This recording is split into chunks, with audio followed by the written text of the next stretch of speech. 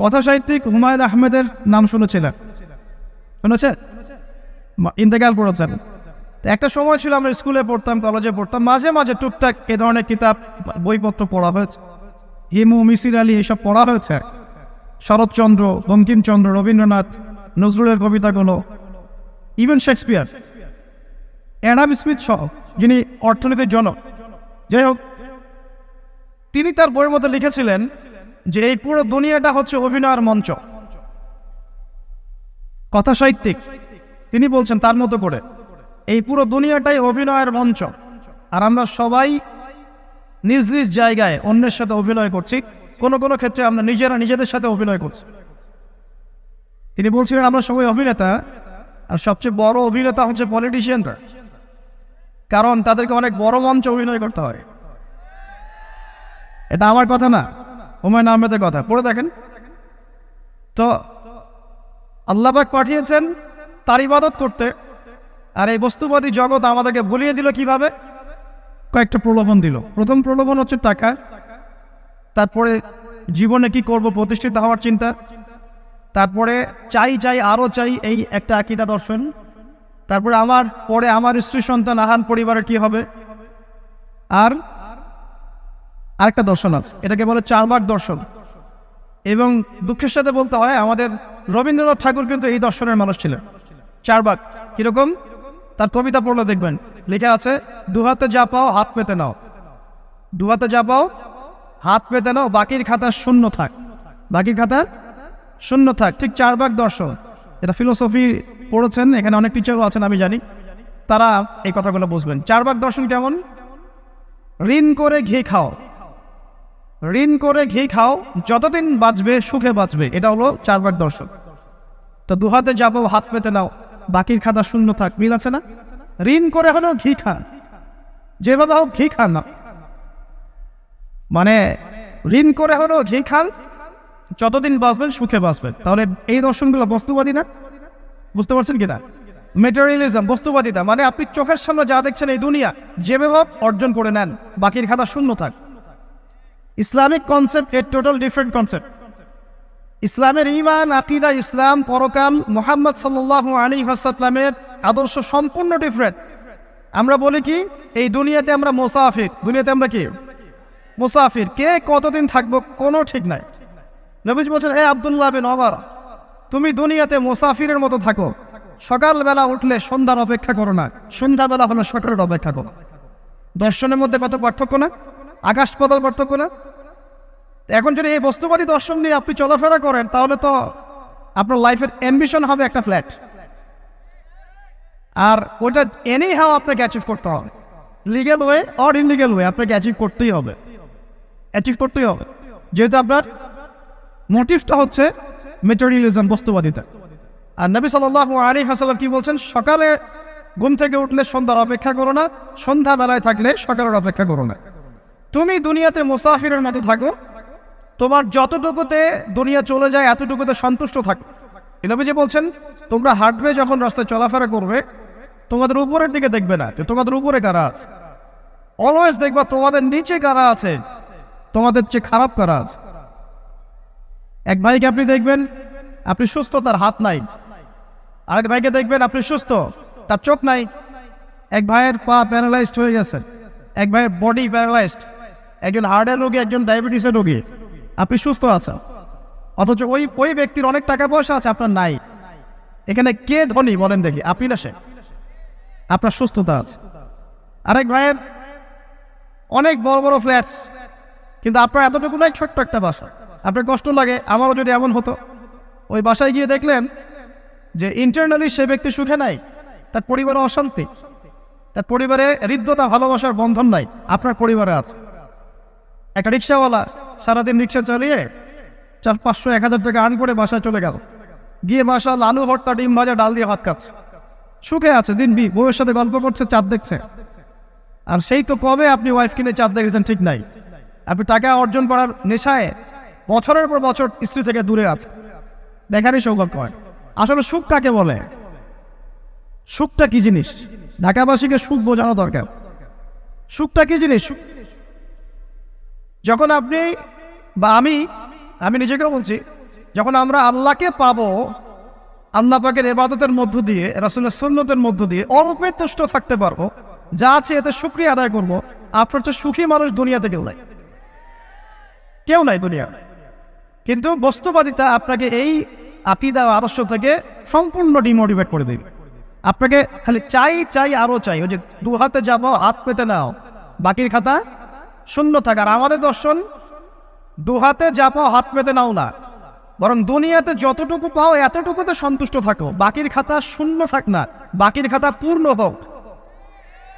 মানে পরকালটা বাকির খাতা না, পরকালের বাকির খাতাটা পূর্ণ হোক। প্রয়োজনে দুনিয়ার সব চলে যায় যাক, প্রয়োজনে দুনিয়ার সব যদি চলেও যায় যাক, তারপরে বাকির খাতা কি হোক? পূর্ণ হোক। এটাই আল্লাহ রাব্বুল আলামিন সূরা আ'লার মধ্যে বলছেন, বাল তু'থিরুনাল হায়াতাদ দুনিয়া, তোমরা এই দুনিয়ার জীবনটাকেই প্রাধান্য দিয়ে থাকো, ওয়াল আখিরাতু খায়রুন ওয়া আবকা, কিন্তু আখিরাত হচ্ছে সবচেয়ে উত্তম এবং চিরস্থায়ী। তো প্রিয় ভাই এবং বোনেরা যারা আমার জন্য শুনছেন, আজকে আমাদের প্রথম সবক হওয়া উচিত দুনিয়ার নেশায় আমরা না পড়ি। আল্লাহ পাক আমাদেরকে তৌফিক দান। এর মানে এই না আমরা দুনিয়ার প্রোগ্রেসে যাব না, অবশ্যই যাব, আমরা অবশ্যই যাব। পুরো ন্যাশন জাতিগতভাবেই আমাদেরকে এই ওয়ার্ল্ডের সমকক্ষ তো হতে হবে, হবে কি না? আমরা কি ওয়ার্ল্ডের সমকক্ষ হতে পেরেছে? আপনাদের কি মনে হয় যে মিলস, ইন্ডাস্ট্রিজ, ফ্যাক্টরিজ, সেতু, ফ্লাইওভার এইগুলো করলেই মনে হয় যে ওয়ার্ল্ডের সমকক্ষ হওয়া যায়? প্রত্যেক জনগণ ভিতর থেকে সুখী কিনা, তাদের অন্ন, বস্ত্র, চিকিৎসা, শিক্ষা, বাসস্থান, এই যে মৌলিক চাহিদা, বেকারত্ব ঘোচানো, তিন বেলা খাওয়া খেয়ে পরে বাঁচা, জীবনের অধিকার, জীবনের অধিকার, সিকিউরিটি, এই জিনিসগুলো আমাদের নিশ্চিত হচ্ছে কিনা, এটা হচ্ছে আপনার উন্নতির মানদণ্ড। উন্নতির মানদণ্ড কি? আমরা এখন যেখানে আছি না, 1776 সালে অ্যাডাম স্মিথ তার চেয়ে আগের জায়গায় ছিল। 1776 সালে অ্যাডাম স্মিথ একটা বই লিখেছেন, তার নাম হচ্ছে যে দ্য ওয়েলথ অফ নেশন, এই কিভাবে একটা রাষ্ট্রের ওয়েলথ ফাংশন করে। ওই 1776 সালে তিনি যে চিন্তাগুলো করেছেন, এখন পর্যন্ত আমরা সেই চিন্তা বাস্তবায়ন করতে পারি নাই। 1776 সালের চিন্তা, কিন্তু ওই চিন্তা বাস্তবায়ন করেছে পশ্চিমারা। পশ্চিমা সভ্যতা যেটা আপনি দেখছেন দাঁড়িয়ে আছে, এই একটা বইয়ের উপর দাঁড়িয়ে আছে। যেমন একটা এক্সাম্পল দিই, আলোচনা কঠিন হয়ে যাবে, অন্যদিকে যাব। আমরা মনে করি যে অর্থনীতি আমরা নিয়ন্ত্রণ করব, ঠিক আছে, অর্থনীতির পুরো বিষয়গুলো আমরা নিয়ন্ত্রণ করে আমরা সমৃদ্ধি নিয়ে আসবো। আসলে বিষয়টা কি জানেন? অর্থনীতির নিজের একটা ফ্লো আছে, ও নিজেই নিজেকে নিয়ন্ত্রণ করে, এবং তার উপর একটা ইনভিজিবল হ্যান্ড থাকে, অদৃশ্য হাত, যেটা আমরা বলি আল্লাহ রাব্বুল আলামিন। আল্লাহ রাব্বুল আলামিন এই পুরো অর্থনীতিকে নিয়ন্ত্রণ করে। আমরা যখন সেটাকে ইন্টারফেয়ার করতে যাব, তখন ইকোনমি কলাপস করে যাব। এই যে করছে কলাপস। আরো ব্যাপার আছে, শুধু ব্যবসা, অর্থনীতি, এক্সপোর্ট ইম্পোর্ট, এগুলোকে তিনি জাতির মানদণ্ড বলতেন না। তিনি বলতেন যতক্ষণ পর্যন্ত জাতির প্রত্যেক ব্যক্তির মধ্যে এথিক্স না আসবে, নীতি যতক্ষণ পর্যন্ত না আসবে, আপনি করাপশন থামাতে পারবেন না। তাই হয়েছে না? শুধু ব্যবসা না, আদর্শ কতটুকু আছে? এই যে আপনি দেখছেন বিভিন্ন জায়গায় ভেজাল খাবার খাওয়াচ্ছে, ওদেরকে টাকার অভাব আছে? ওদের টাকার কিন্তু অভাব নাই। নেম ফ্রেমের কোনো ঘাটতি আছে? এস্টাবলিশড বিজনেস, তাহলে কেন আপনাকে ভেজাল খাওয়াবে? কারণ তার মধ্যে এথিক্স নাই, নীতি নাই। এই জন্য জাতির প্রত্যেক সদস্যকে, মানে প্রত্যেক জনগণের প্রত্যেককেই আগে নীতিগত শিক্ষা দেওয়া উচিত। আর এই কাজটাই করে ইসলাম। বলে সুবহানাল্লাহ। এই এথিক্স এবং নীতি শেখায় কে? ইসলাম। ইসলামের চেয়ে সার্বজনীনভাবে এবং যুগোপযোগীভাবে কেউই এথিক্স শেখাতে পারবে না। কাগজে কলমে অনেকে অনেক কথা বলতে পারে, প্র্যাকটিক্যালি শেখাবে কে? ইসলাম। এখন বলতে পারেন তাহলে মুসলিমদের মধ্যে দুর্নীতি কেন, মুসলিমদের মধ্যে কেন এই সমস্যাগুলো হয়? উত্তর একটাই, ওই যে স্যার বলে গেলেন, আমি বিভিন্ন ওয়াজে যে এক এক জায়গায় এক এক কথা বলে। উত্তরটা কি? উত্তরটা হচ্ছে যে কোরআন এবং সুন্নাহর সঠিক যে শিক্ষাটা আছে, এই শিক্ষাটা আমরা অনেকেই বাস্তবায়ন করতে পারছি না। এটা আমাদের ব্যর্থতা। এটা কাদের ব্যর্থতা? এটা আমাদের ব্যর্থতা। এখানে আমাদের ব্যক্তির স্বার্থ থাকতে পারে, এখানে আমার জ্ঞানের স্বল্পতা থাকতে পারে, আমার ভিতরে অহংকার থাকতে পারে, বা আমি অল্প শিক্ষিত হতে পারি, এবং এমন হতে পারে আমার জ্ঞানটা যুগোপযোগী না। ইসলামিক জ্ঞান আমার মধ্যে আছে, কিন্তু কিভাবে এই জ্ঞান দিয়ে ওয়ার্ল্ডকে ডিল করবো, এই জ্ঞানটা আমার মধ্যে নাই। এই কারণে আমরা হয়তোবা ইসলাম, কোরআন সুন্নাহ হাতে থাকার পরেও এই সমস্যাগুলো ফেস করছি। প্রথম সমস্যা হচ্ছে বস্তুবাদিতা। আল্লাহ পাক আমাদের সবাইকে যারা আলোচনা শুনছি দুনিয়ার প্রেমিক হওয়া থেকে বাঁচাক বলি আমি। দুনিয়ার প্রেমিক না, প্রেমিক হবো কার? আল্লাহর আখিরাতের। কতটুকু দাম আছে দুনিয়ার? আল্লাহ পাক বলছেন একটা মাছির পাখার সমানও না। একটা মাছির পাখার কি দাম আছে আপনার কাছে? আল্লাহ পাক বলছেন পুরো দুনিয়ার দাম আমার কাছে যদি একটা মাছির পাখার সমান হতো তাহলে এই দুনিয়াতে কোনো কাফের মুশরিক পানি পান করতে পারতো না। তার মানে এই দুনিয়াতে যা করো করো, আমার তো কোনো দামই নাই দুনিয়া। কালকেই তো আমি দুনিয়া ধ্বংস করবো। আর ওই যে দুই জাতির কথা বললাম, জিন এবং মানব জাতি, আপনারা সূরা আর রহমান পড়বেন। রহমান নামটা অনেক ব্যাপক দয়াময়ের নাম, তার মানে আল্লাহ পাক মার্সিফুল, মোস্ট মার্সিফুল। কিন্তু এই সূরা আর রহমানে একটা ভয়ঙ্কর আয়াত আছে, কি? সানাফরুগু লাকুম আইয়ুহাস সাকলান।